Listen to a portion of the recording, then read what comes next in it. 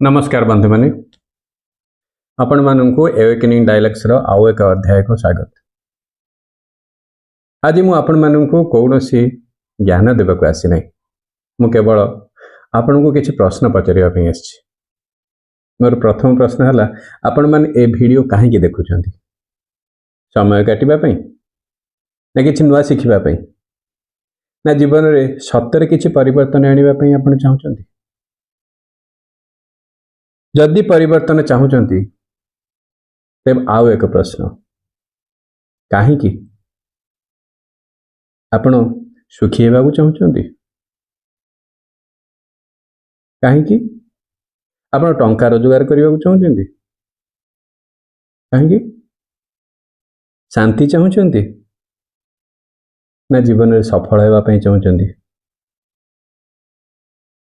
अधिकांश लोक कौन चाहती ताहा तो जानती किंतु कहीं से ए सब जिनस चाहते से प्रश्नर उत्तर से पाखर न थाए एवं जे पर्यंत से कहीं स्पष्ट उत्तर आपण पाखरे नाही से पर्यंत आपण केमितिर उत्तर पाइबेनी। तेणु प्रथमे आपण को कहीं उत्तर खोजा पड़ो तापर आपण केमिति आपे आपे जानिबे। साइमन साइनेक बोली जड़े अथरंकर गोटे बही पढ़ी से बहीर ना थिला फाइंड योर वाई। से साइमन साइनेक गोटे सुंदर कथा कही people don't buy what you do they buy why you do it. आपण कौन खुशी हाँपाई चाहते आपण कौन कले खुशी हो पारे से सब जिनस लोक जानापी चाहती लोक जानापी चाहती कहीं यार अर्थ मु जहाँ बुझी लोक मैंने तुम्हें कौन करुछ से मैंने खुशी हुंती ना कहीं करुच से बेसी भरसा रखि था। सेथिपाई प्रथमे निजको पचारिबाकु पड़िबो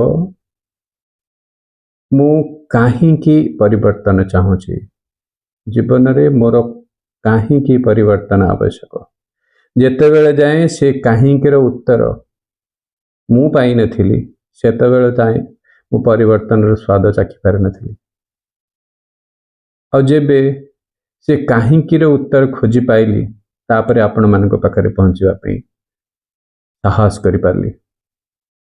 भगवद गीता रे जेतेबेले भगवान श्रीकृष्ण देखिले अर्जुन युद्ध करेनि बोली गांडीव को छाड़देले सेतेबेले से तांकु प्रथमे शिखैथिले कि तुमर स्वधर्म कौन तुम्हें कहीं युद्ध करवा उचित जीवन में तुमर युद्धर आवश्यकता कौन अच्छी। तेणु जेतेबेले अर्जुन तांकर स्वधर्म विषय स्पष्ट भाव बुझी पारिथिले सेतेबेले तांकु युद्धरे जय करवा अति सहज हो पड़ता। से भली आपणको मध्य निजको प्रश्न करने को पड़ो मो जीवन रे कौन आवश्यकता अच्छी आ कहीं मुझे जिनस खोजुची से जिनस करने चाहूँगी से परिवर्तन कहीं चाहूँगी। तेणु आज आपण मान पाखे गोटे होमवर्क दौची आपण गोटे पेपर नियंतु आउ सेथिरे लेखंतु आपण जीवन रे कौन चाहूँगी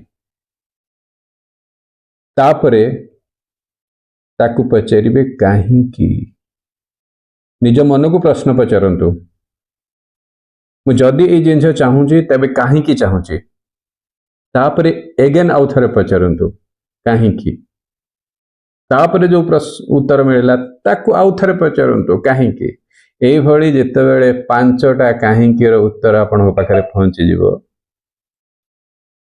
सेतेबेले आपण माने आपण भीतर ज्ञान को बुझिबा पई आरंभ करिवे। ଏହା ହିଁ ମୋର ଆଜି ଆପଣମାନଙ୍କୁ କହିବାର ଥିଲା। ହଁ, ମନେ ରଖିବେ, ଏୱାକେନିଂ ଡାଇଲଗ୍ସ ଏକ ଜ୍ଞାନର ଚ୍ୟାନେଲ ନୁହଁ, ଏହା ନିଜକୁ ଜାଣିବାର ଗୋଟିଏ ଯାତ୍ରା। ଆସନ୍ତୁ ସମସ୍ତେ ସାଙ୍ଗ ହୋଇ ଶିଖିବା ଆଉ ନିଜକୁ ଜାଣିବାର ଏହି ଯାତ୍ରାକୁ ସଫଳ କରିବା। Awaken your mind, transform your life. Jay Jagannath.